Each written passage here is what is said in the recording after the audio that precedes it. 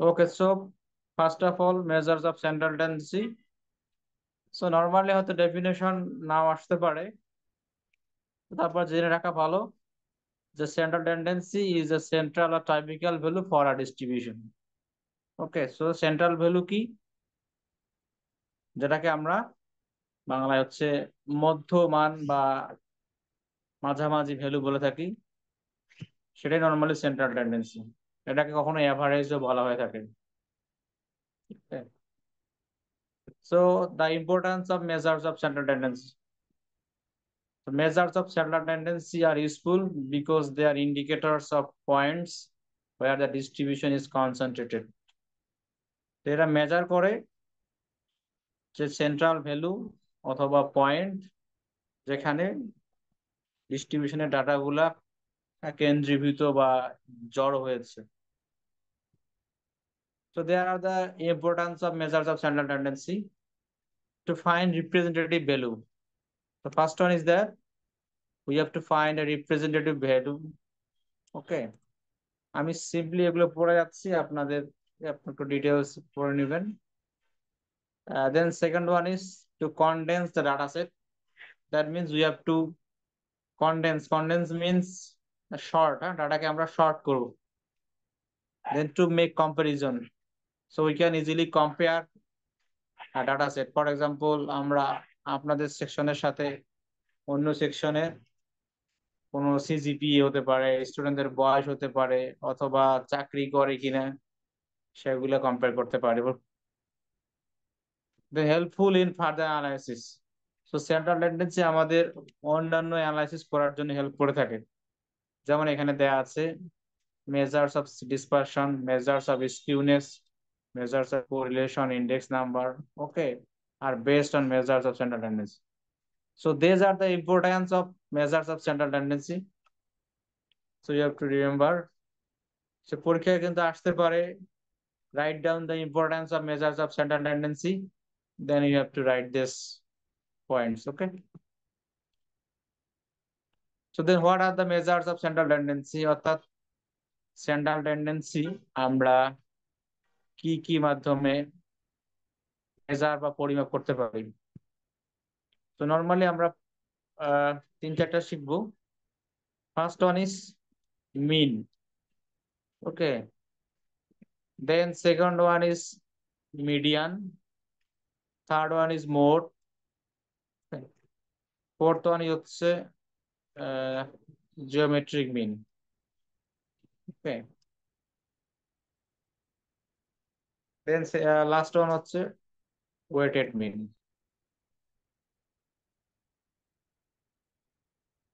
এগুলোর উপকারিতা অথবা অ্যাডভান্টেজ অ্যান্ড ডিসঅ্যাডভান্টেজেস এগুলো দেয়া আছে এখানে, সো আপনারা একটু পড়ে নেবেন, তারপর আমি একটু বলে দিচ্ছি। First one is mean. So arithmetic mean or mean is the sum of the values of each observation in the data set divided by the number of observations. Okay, so it is called arithmetic average also. So normally there are two mean, one is called population mean and another one is called sample mean. So population means equal to sum of all values in the population divided by number of values in the population. So mathematically we have to write the formula mu equal to summation x by capital M. আর যদি data sample হয়, then we have to use the sample mean formula. The sample mean equal to sum of all values in the sample divided by number of all values in the sample. So mathematically the formula is x bar equal to summation x by small n. Okay, so this is the formula for population mean and sample mean. বুঝা যাচ্ছে কথা?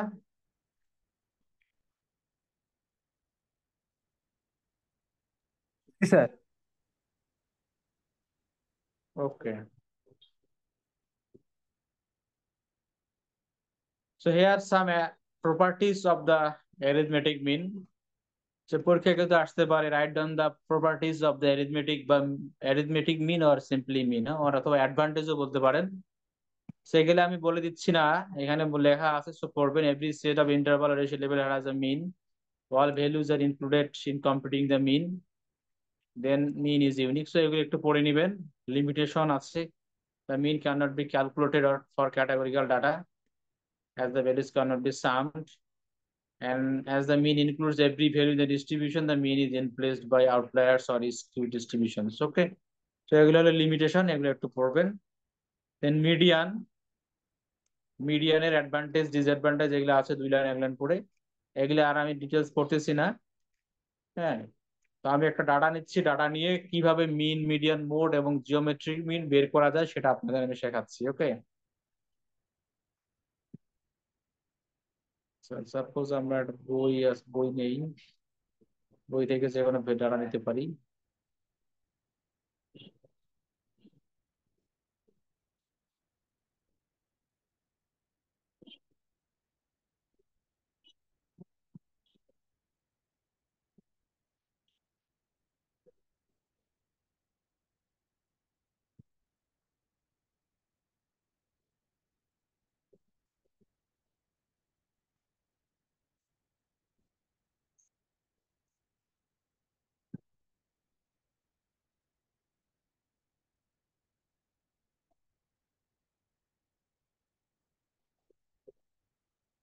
So suppose we taking this data set. Okay,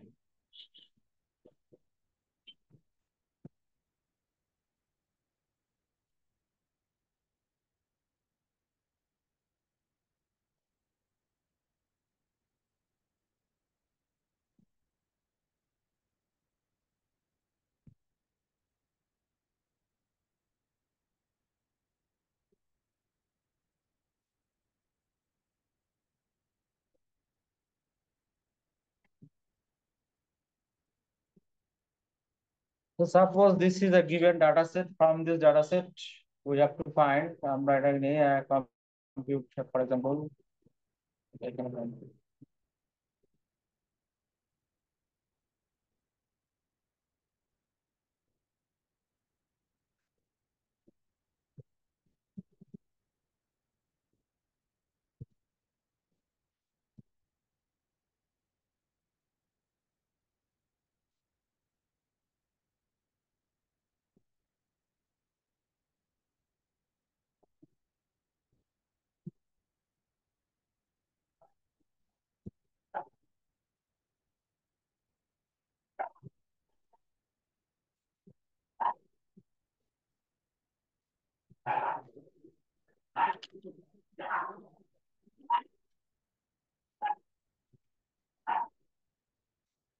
okay, so মনে করেন আমাদের data দেয়া আছে, from this data set we have to find mean, median and mode and geometric মিন।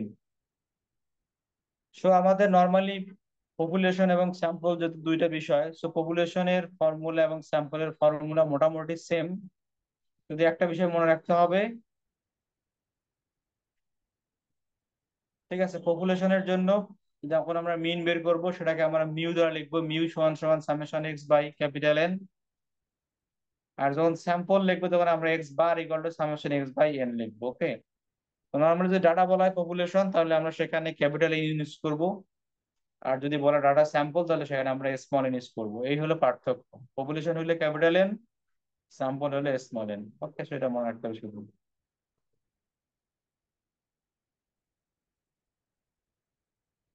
তো যেমন এখানে কিছুই বলা নাই পপুলেশন নাকি স্যাম্পল, যদি কিছু বলা না থাকে তাহলে আমরা স্যাম্পল ধরেই কাজটা করবো। ঠিক আছে, তো প্রথমে আমরা লিখতেছি যে আমরা অ্যান্সার করব for this, from the data set we have to find mean, median, mode and geometric mean. Okay, so প্রথমে হলো মিন, তাহলে we know sample mean, sample mean কে লিখে আমরা x বার, সো আমরা x বার লিখবো।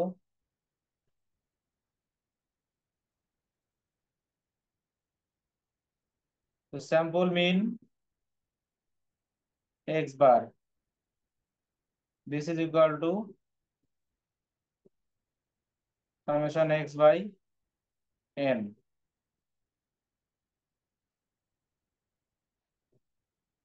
So now we have to add all the values. 6 plus 3 plus 5 plus 7 plus 6, then divided by n equal number of n equal to here, n equal to 5. Okay, there are 5 observations, so that's why n equal to 5. So we have to add and divide it by 5, so the value is 5.4. So this is the mean. So do you understand how to find mean? বুঝা গেছে mean কিভাবে পেলাম?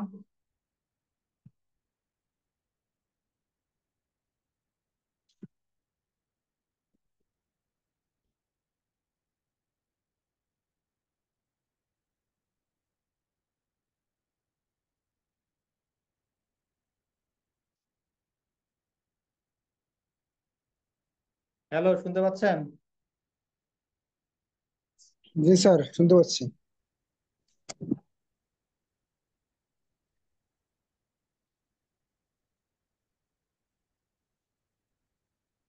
ওকে, তাহলে বোঝা গেল মিন আমরা এভাবে পাবো। পপুলেশন মিন হলে শুধু আপনারা নিচে ক্যাপিটাল এন দিয়ে দেবেন, তাহলেই হয়ে যাবে।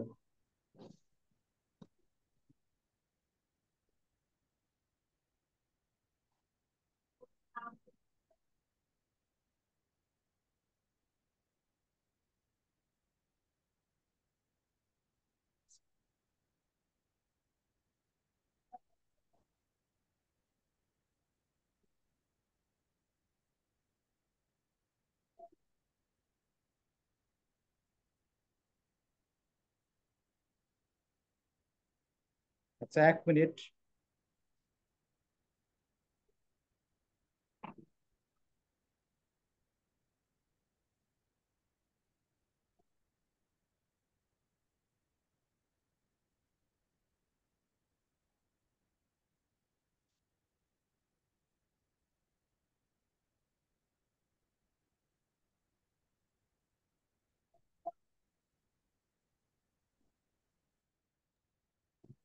Okay, so this is the formula for finding mean. Okay, then we go for median. So normally for median, শুনতে পাচ্ছেন তো? জি স্যার। So median এর জন্য আমাদের ফর্মুলা হবে n plus 1 by 2. Okay, so median equal to হলো n plus 1 by 2 the observation.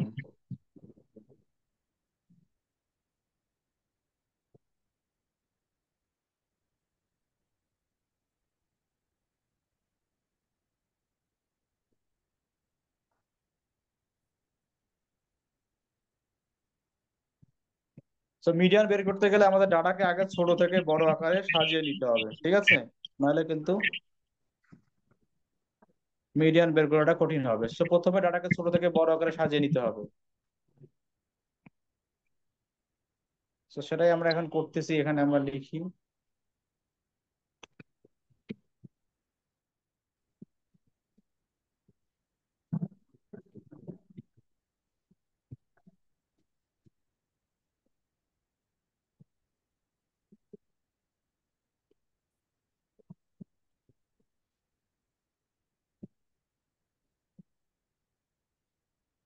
ছোট থেকে বড় আকারে সাজিয়ে নিতে হবে। ওকে, যদি আমরা ছোট থেকে বড় আকারে সাজাই, তাহলে আমাদের ভ্যালু গুলো হচ্ছে 3,5,6,6,7। Okay, so now median.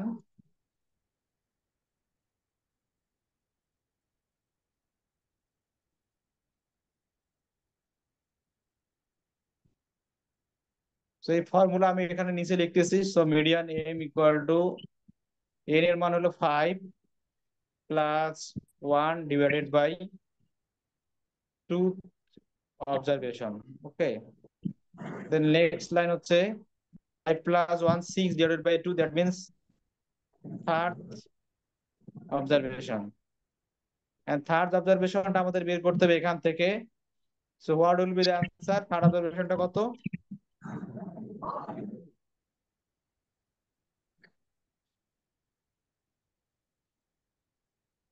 6। 6. Okay, so this is the third observation. So answer will be 6. So next লাইনে আমরা 6 লিখবো, তাহলেই আমাদের অ্যান্সার হয়ে যাবে। ঠিক আছে, বুঝা গেল মিডিয়ান? জি স্যার।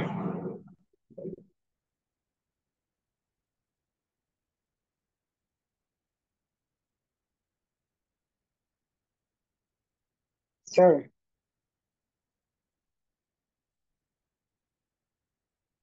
স্যার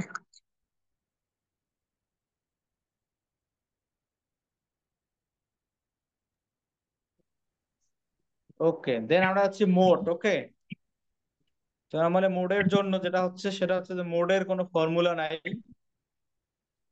মোডকে আমাদের দেখে বুঝতে হবে যে কোনটা মোড হবে। তো মোডের বাংলা হচ্ছে প্রচুরক। সো ডাটার মধ্যে যেটা সবচেয়ে বেশি পরিমাণে থাকবে সেটাই হলো মোড। তো দেখেন আমাদের ডাটার মধ্যে কোনটা বেশি পরিমাণে আছে? 6 6 আছে কয়বার? 2 times। 2 বার। সো দ্যাটস ওয়াই মোডকে আমরা লিখতেছি 6। ওকে, ঠিক আছে।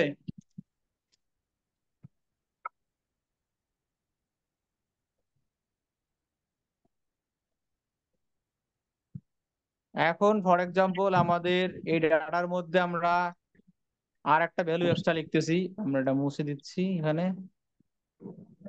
ফর এক্সাম্পল এখানে আমরা আর একটা ভ্যালু লিখলাম 7। তাহলে এখন মোট কত হবে?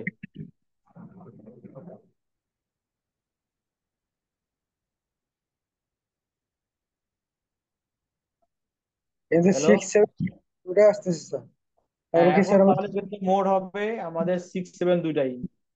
মোটকে আমরা সংক্ষেপে এমও লিখি। তো যখন দুইটা 6 এবং দুইটা 7 থাকবে তাহলে কিন্তু দুইটাই মোট।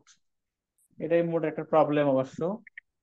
ঠিক আছে, জি এখন স্যার, মনে করি আমরা আরেকটা ভ্যালু যোগ করলাম, ফর এক্সাম্পল 6। তাহলে এখন মোট কত হবে? তখন স্যার 6 নিতে পারি। এখন হচ্ছে 6, কারণ এখন 6 আছে 3 টাইমস, আর তখন 7 স্যার টু আছে টাইম। দুইটা, বাকিগুলো একবার করে, রাইট? জি স্যার।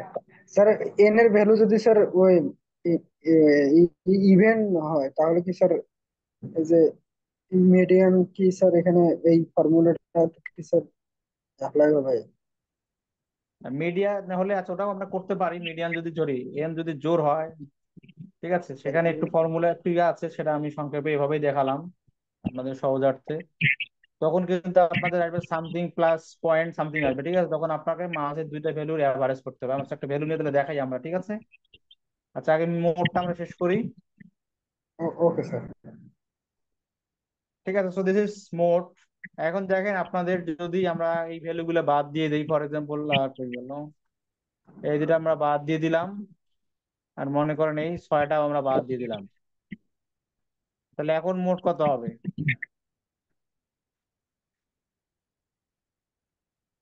এখন স্যার এখন স্যার 4টাই মুড হবে স্যার। না, 4টায় মুড হবে না, কারণ 4টায় তো বেশি বার নেই, একের অধিক বার থাকতে হবে। একের তাহলে মধ্যে মুড নাই হ্যাঁ, সেক্ষেত্রে। এই মুহূর্তে আমরা লিখবো মুড অ্যাবসেন্ট। হ্যাঁ, মোড কিন্তু জিরো হবে না, কারণ জিরো একটা ভ্যালু, জিরো বেশি বার কিন্তু নাই। তো জি যখন স্যার। এরকম কোনো ভ্যালু ডাবল বা ট্রিপল থাকবে না, তখন মোড হবে অ্যাবসেন্ট। হ্যাঁ, আপনারা লিখবেন অ্যাবসেন্ট। Okay sir. ঠিক আছে, তখন লিখবেন অ্যাবসেন্ট। জি স্যার, কন্ডিশন ফিল আপ আছে। ওকে, যাক এখন আমরা দেখি যদি আমাদের ভ্যালুটা জোর হয়, আমাদের মিডিয়ান বের করার জন্য সাপোজ আমরা আর একটা ভ্যালু নিতে পারি এখানে। তাহলে এগুলো আমরা মুছে দিচ্ছি আগে, যেহেতু অনেক জঙ্গল হয়ে গেছে প্রায়। হ্যাঁ, তো আমরা ফর্মুলা এটা রাখতে পারি, আমরা যদি সাপোজ এখানে আর একটা ভ্যালু নেই, যোগ করে দেই 6 এর সাথে আর একটা ভ্যালু, মনে করেন আমরা নিলাম আর একটা 7 নেই। হ্যাঁ, সাপোজ এখানে আমরা আর একটা ভ্যালু নিলাম 7। তাহলে এখন আমাদের এন এর মান হয়ে গেল 6। ওকে,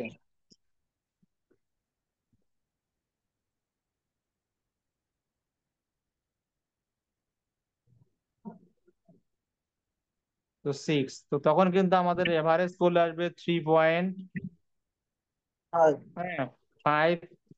অবজারভেশন। 3.5 তো নাই, যেটা করতে হবে কি 3 প্লাস যে ফোর্থ অবজারভেশন আছে তার এভারেজ নিতে হবে। ওকে, ডিভাইডেড বাই 2। 3.5 মানে কত? 3 + 7 অবজারভেশনের এভারেজ। জি স্যার। তাহলে স্যার তাহলে এখন দেখেন আমাদের 3 অবজারভেশনটা কত? 6 + 6/2। হ্যাঁ, এরপরে কিন্তু আমাদের যেটা এখানে লিখতে হবে, এখানে লিখতে হবে এততম অবজারভেশন। হ্যাঁ, এটা কিন্তু এইভাবে থাকবে, এত অবজারভেশন। পরের লাইনে গিয়ে আমরা লিখবো থার্ড অবজারভেশনটা 6 এবং ফোর্থ অবজারভেশনটা হলো 6 divided by 2। This is equal to 6। বুঝা গেল? জি স্যার। যদি জোড় সংখ্যা হয় তাহলে আমাদের এভাবে করতে হবে। 3.5 আসলে সেটাকে আমরা 3 + 4, বা 5.5 আসলে আমরা 5 + 6 ডিভাইডেড বাই 2 অবজারভেশন দিব, তাহলে এভাবে আমাদের আসবে। ক্লিয়ার? বুঝা গেল মিন, মিডিয়ান, মোড? জি স্যার। ওকে, এর দ্বারা আমরা জিওমেট্রিক মিন। ওকে, এগুলো আমরা মুছে দিচ্ছি।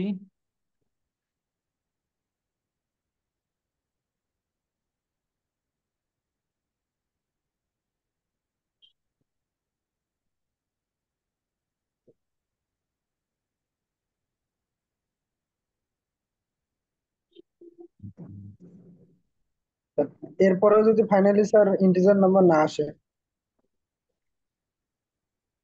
বুঝি নাই। আমি তো 6 + 6/2 দিলাম স্যার।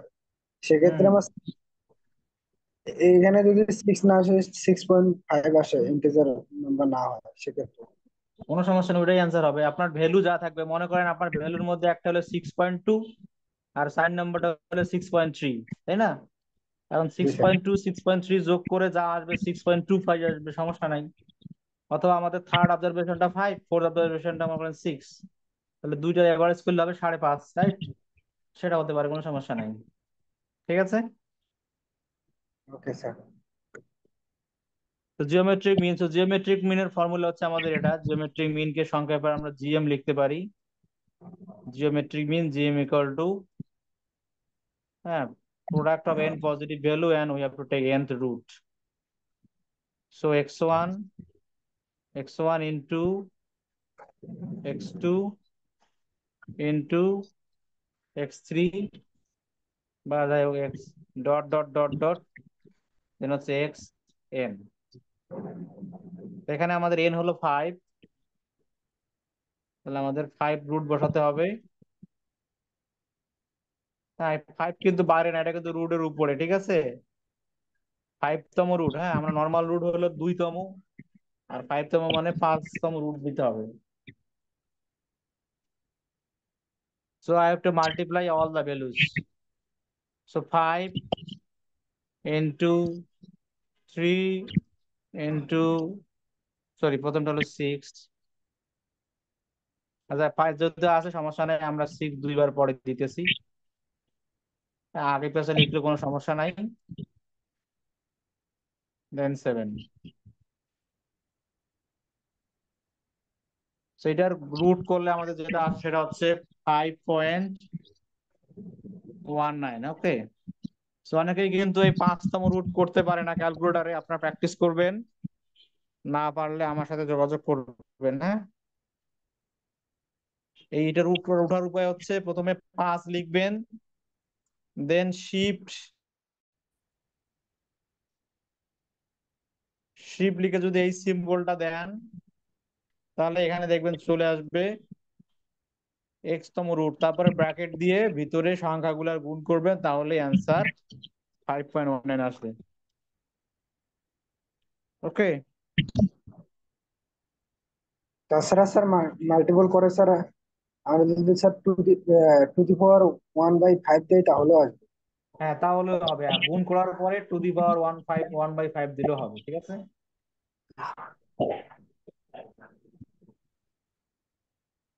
হয়ে গেল আমাদের mean, median, mode and geometric mean. Okay, এরপরে আমরা যেটা আছে সেটা হচ্ছে ওয়েটেড মিন।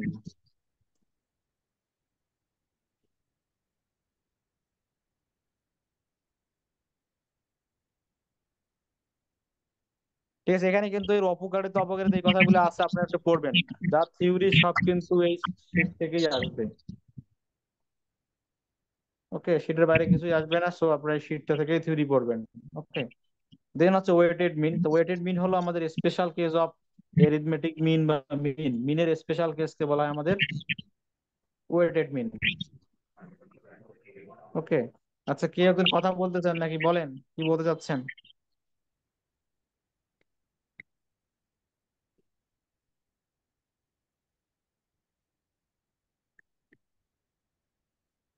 ওকে, কথা বলতে চাচ্ছে তো নাই। তো যাই, এখানে যেটা হচ্ছে যে আমাদের ওয়েটেড মিনের ফর্মুলা হলো দিস: এক্স ডাব্লিউ বার সমান সমান summation W X divided by summation W. Okay, this is the formula for weighted mean. তো নর্মালি ওয়েটেড মিন হলো special case of arithmetic mean.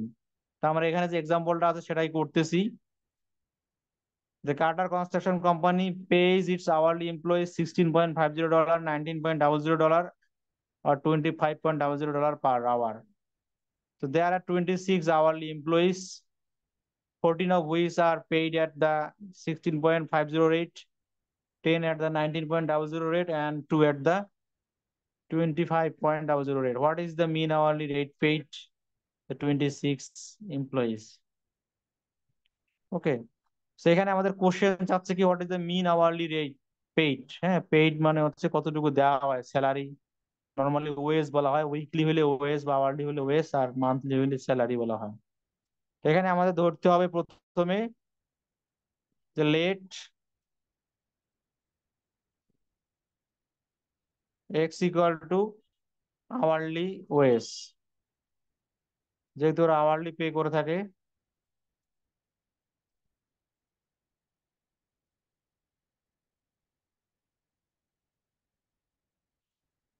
Hourly wedge.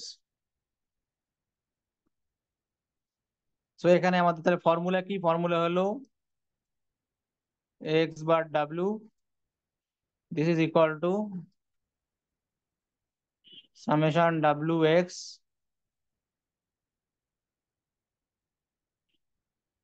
Divided by summation W. এখন এখানে W হলো আমাদের number of employees, আর X হলো dollar বা rate. তাহলে প্রথমে দেখেন আমাদের কত, ডাব্লিউ হলো 14 পার্সন বা 14 এমপ্লয়িজ, 14 ইন্টু প্রথমে দেয় কত করে, $16.50। তো 16.5, then plus 10 employee into they got $19.00, so 19, then plus 2 employees into they got 25, so into 25, then divided by number of employees, 14 plus 10 plus 2, then after calculation this is 11, sorry, 18.1154 dollar. Okay, so this is the weighted mean of the firm problem. বুঝা গেছে?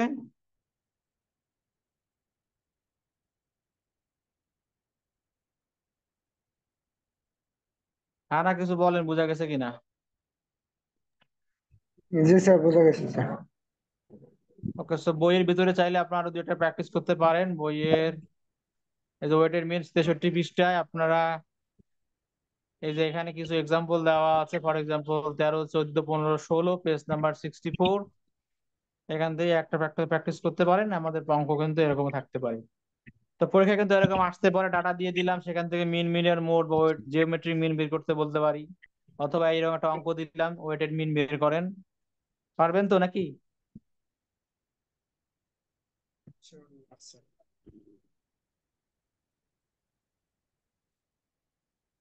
কোনো কথা বলতেছে না মানে পারবে। জি sir, ইনশাল্লাহ। ওকে, দেন আমরা যাচ্ছি আমাদের পরের যেটা, সেটা হচ্ছে আমাদের, আমরা সেন্ট্রাল টেন্ডেন্সি পড়লাম, আমাদের এখানে একটু বাকি আছে, সেটা আমরা নেক্সট ক্লাসে পড়বো। এখন হচ্ছে আমরা পড়বো ডিসপারশনের কিছু অংশ। হ্যাঁ,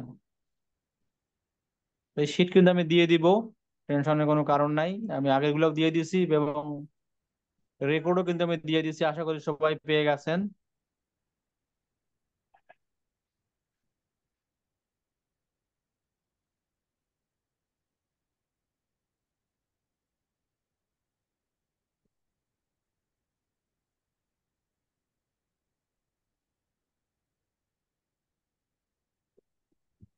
তো দেখেন, মেজার্স অফ ডিসপারশন, ডিসপারশন মানে হলো আমাদের যে ভ্যালু গুলো আছে সেগুলা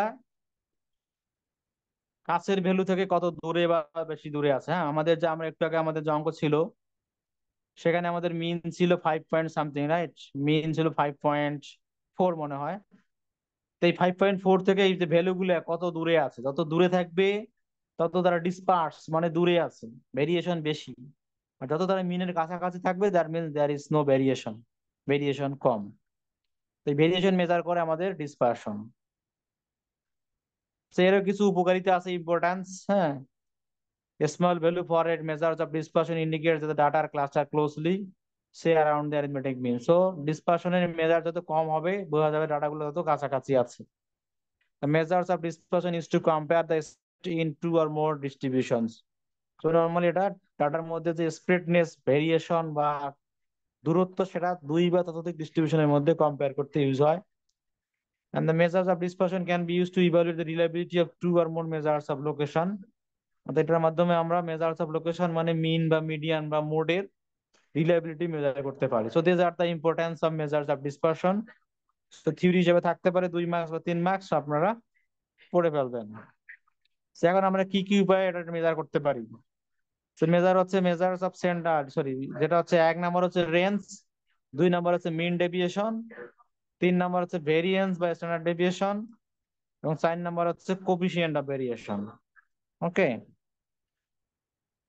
তো আমরা সবই স্যাম্পলের জন্য করব, আমরা পপুলেশনের জন্য শেখাচ্ছি না, তো টেনশনের কোনো কারণ নাই। এখান থেকে আমরা মিন ডেভিয়েশনটা বাদ দিয়ে দিচ্ছি, এটার ফর্মুলা একটু কঠিন লাগবে, দেখা গেলো যে 20 ওই 1 ঘন্টার মধ্যে সময় না উঠতে পারি, তাই আমরা মিন ডেভিয়েশনটা বাদ দিয়ে দিচ্ছি। ঠিক আছে, তো আমরা এখানে শিখবো রেঞ্জ, ভেরিয়েন্স আর standard deviation and coefficient of variation. ঠিক আছে, এই 4টে শিখবো, এবং এখানকার উপকারিতা বা অপকারিতা সেগুলো কিন্তু এখানে আমি বলে দিয়েছি, আপনারা একটু পড়তে হবে। ইউজ, হ্যাঁ, ইউজ অফ ভেরিয়েন্স বা standard deviation, when to use coefficient of variation. ওকে, আর এই বড় অঙ্কটা আমরা নেক্সট ক্লাসে শিখবো কিভাবে এটা বের করতে হয়, এটা আমরা নেক্সট ক্লাসে দেখবো। তো এখন আমরা ডাটাটা, আগে যে ডাটাটা আছে সেই ডাটাটা নিয়েই আমরা দেখবো রেঞ্জ কিভাবে বের করা যায়, ভেরিয়েন্স কিভাবে বের করা যায়, এবং কোএফিসিয়েন্ট অফ ভেরিয়েশন কিভাবে বের করা যায়। ঠিক আছে, তাহলে এই হলো আমাদের আগের ডাটা হলো দিস, এখানে এখন আমরা বের করব। হ্যাঁ,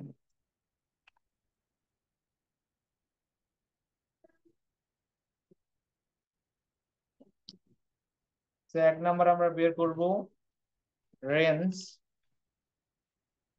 2 নম্বরে হচ্ছে ভেরিয়েন্স, 3 নম্বর হচ্ছে স্ট্যান্ডার্ড ডেভিয়েশন,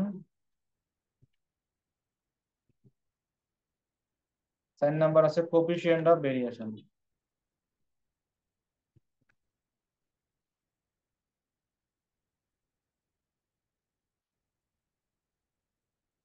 ওকে, সো এগুলো আমরা এখন বের করব। তো প্রথমটা হলো রেঞ্জ, রেঞ্জের ফর্মুলা হলো দ্যাট, রেঞ্জ হলো, ডেফিনেশন রেঞ্জ হলো largest value minus smallest value, অর্থাৎ বড় ভ্যালু থেকে ছোট ভ্যালু বিয়োগ করলে যা পাবো সেটাই হলো আমাদের রেঞ্জ। তো সেই ফর্মুলাটা আমরা এখানে কপি করে নিয়ে যাচ্ছি। সো রেঞ্জ ফর 1 নম্বর হচ্ছে রেঞ্জ, রেঞ্জ দেখেন লার্জেস্ট ভ্যালু কত আমাদের ডাটার মধ্যে, লার্জেস্ট কত?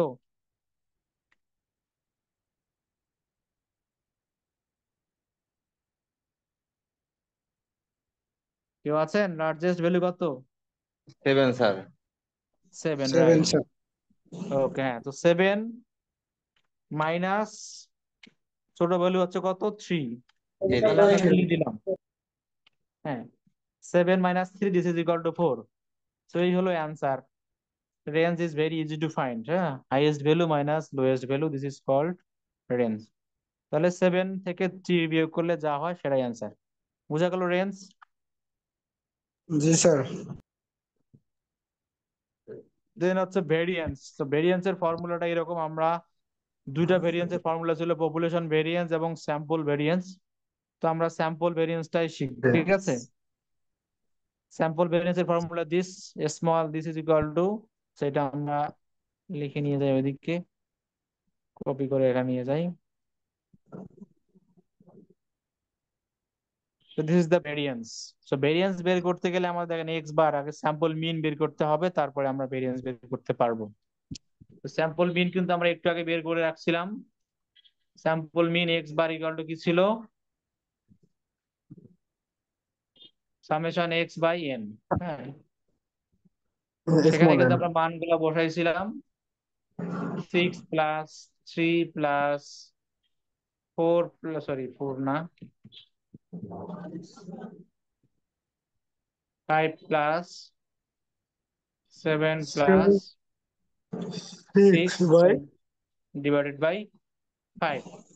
তো সেটা ছিল আমাদের 5.4, রাইট? জি স্যার। এই ছিল আমাদের মিন। তাহলে এখন ভেরিয়েন্সের ফর্মুলায় যদি আমাদের মিন দরকার হবে, এবং নিচে হচ্ছে summation X minus X bar whole square divided by N minus 1। তো সেই কাজটা আমরা পরের লাইনে করতেছি।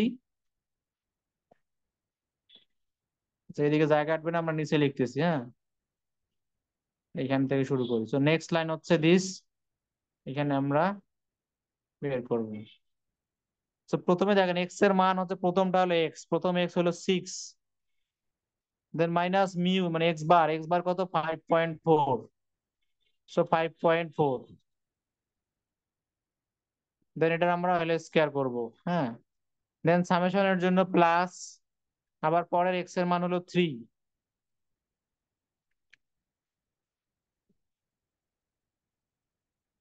তো 3 minus 6 point, sorry 5 point, 3 minus 5.4 whole square, then plus next মান হচ্ছে 5, এক্স এর মান 5, 5 মাইনাস 5.4 স্কয়ার, 5.4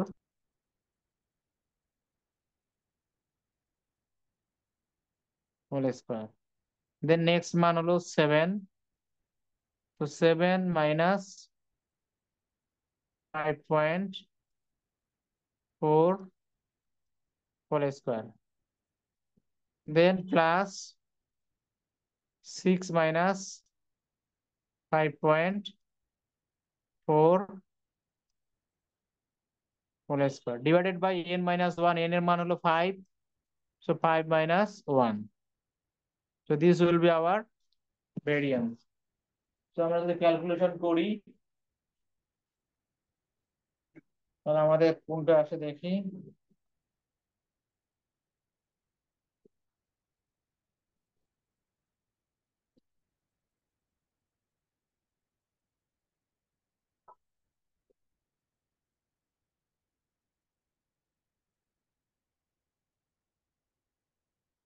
তো যেটা সেটা হচ্ছে 2.3। ঠিক আছে, এই হলো আমাদের ভেরিয়েন্স। বোঝা গেল কিভাবে পেলাম? প্রতিটা ভ্যালু থেকে আমরা মিন বা এক্স বার বিয়োগ করে হোল স্কয়ার করে দেন n মাইনাস 1 দ্বারা ভাগ করলে আমরা স্যাম্পল ভেরিয়েন্স পেয়ে যাব। ঠিক আছে সবার?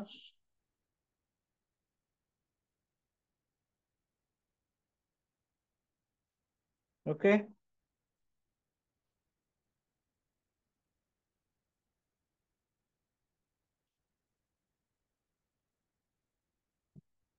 দেন হচ্ছে আমরা হচ্ছে স্ট্যান্ডার্ড ডেভিয়েশন। ওকে, সো স্ট্যান্ডার্ড ডেভিয়েশনের ফর্মুলা হলো, আমরা ভেরিয়েন্স কে রুট করলেই স্ট্যান্ডার্ড ডেভিয়েশন পেয়ে যাই। ঠিক আছে, সো 3 নাম্বার যদি আমরা কপি করে এখানে নিয়ে যাই, স্ট্যান্ডার্ড ডেভিয়েশন এটাকে আমরা লিখি শুধু এস দ্বারা, so S equal to root over variance, so root over 2.3। সেটাকে যদি আমরা রুট করি যেটা পাবো সেটাই হবে অ্যান্সার।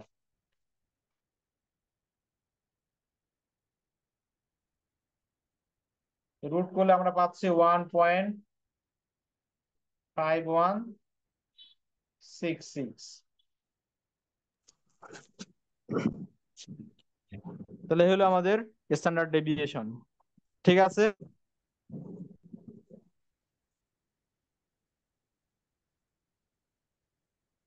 ওকে, যাতে কথা বলতেছেন না তার মানে ঠিক আছে। দেন জি হচ্ছে স্যার ঠিক আমরা যদি আছে। এটাকে নিয়ে আসি coefficient of variation.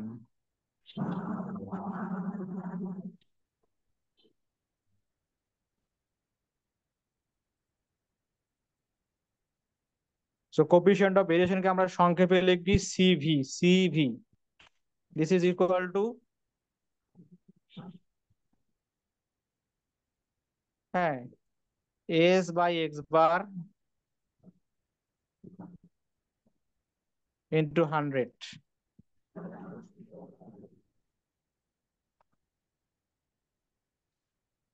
So this is equal two,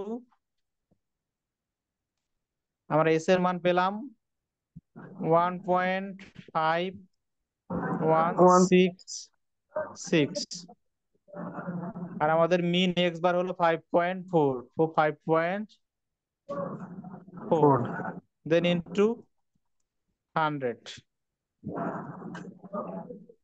তো গুণ করলে যা আসে সেটাই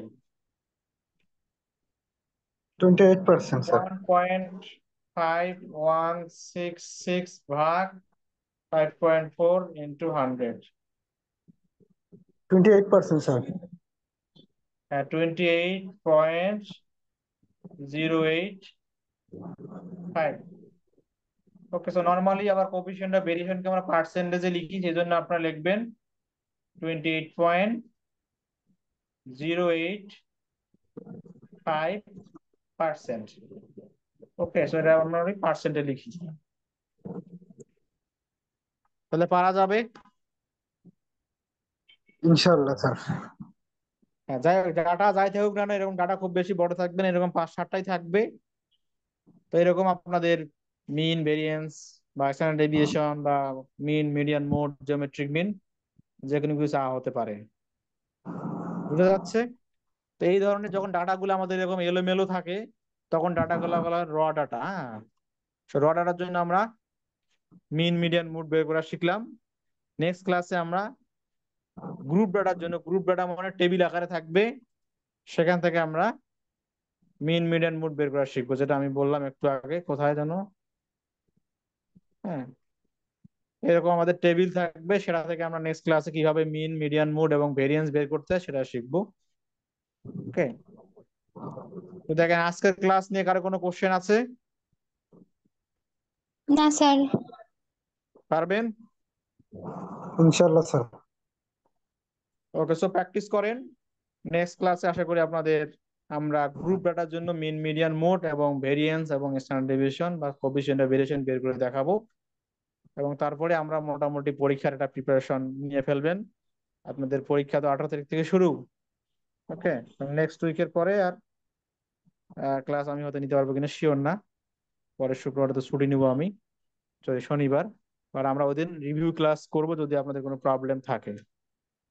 ওকে, সো আমরা এখানে, আমি 4 দিন ক্লাস নিচ্ছি, 4 দিনের ক্লাসে 4টা কোশ্চেন আসবে, ঠিক আছে? যেহেতু আপনাদের 4টা কোশ্চেন থেকে 3টা অ্যান্সার করতে হবে, তা আমি শিওর না, মেবি আপনাদের কোশ্চেন ফরম্যাটটা এরকম হবে। হ্যাঁ, প্রথম 1 নম্বরটা দিতেই হবে, সেখানে হয়তো 9 মার্কস, পরের যে 3টা থাকবে সেখানে হয়তো 8 মার্কস করে থাকবে, 8 8 8, সেখান থেকে আপনাদের 2টা অ্যান্সার করতে হবে। ওকে, তা আমরা আপনাদের মোটামুটি 3টা ক্লাস পড়িয়েছি, এবং নেক্সট দিন হলে 4টা ক্লাস হবে। 4টা ক্লাস থেকে আপনাদের দেখা গেলো যে 4টা ইয়ে চলে আসবে, হ্যাঁ, 4টা কোশ্চেন চলে আসবে। বা আজকে কালকে আমরা, আজকে অনেকগুলো আমি মিক্স স্যার করে শেখালাম, 2টা চ্যাপ্টার একসাথে শেখালাম, তো দেখা গেলো যে সেন্ট্রাল টেন্ডেন্সি একটা কোশ্চেন আসতে পারে, আবার ডিসপারশন থেকে আরেকটা কোশ্চেন আসতে পারে। হ্যাঁ, কেউ কিছু বলবেন? স্যার ইউটিউবে আমাদের এখন পর্যন্ত কয়টা ভিডিও দেওয়া হয়েছে, 4টা নাকি 3টা? না না, ইউটিউবে আমি দুইটা দিছি, দুইটা। আমি 2টা ক্লাস নিছি, 2টা ক্লাস দেওয়া হয়েছে। আজকে যেটা নিচ্ছি সেটা আবার দেওয়া হবে, ঠিক আছে? জি স্যার। আবার নেক্সট শুক্রবারে যখন নিব সেটা আবার দেওয়া হবে। সুতরাং টোটাল 4টা ভিডিও দেওয়া হবে, ঠিক আছে, বিফোর মিড টার্ম এক্সামিনেশন। আর পরের যে ক্লাসটা আমরা পাবো পরীক্ষার আগে, সেখানে আমাদের কোনো কোশ্চেন থাকলে আমরা সেখানে ডিসকাস করব, ঠিক আছে? ঠিক আছে স্যার। তাহলে আজকে আর কোনো কোশ্চেন আছে? তাহলে আজকে আমাদের এ পর্যন্ত পড়াশোনা।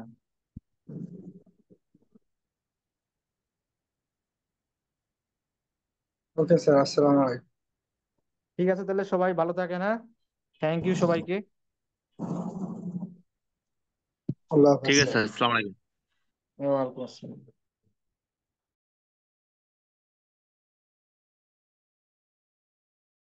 স্যার অ্যাটেন্ডেন্সটা কি অটোমেটিক নিয়ে নেবেন না দিতে হবে? একটু দেওয়া হয় না স্যার, দিয়ে নেই।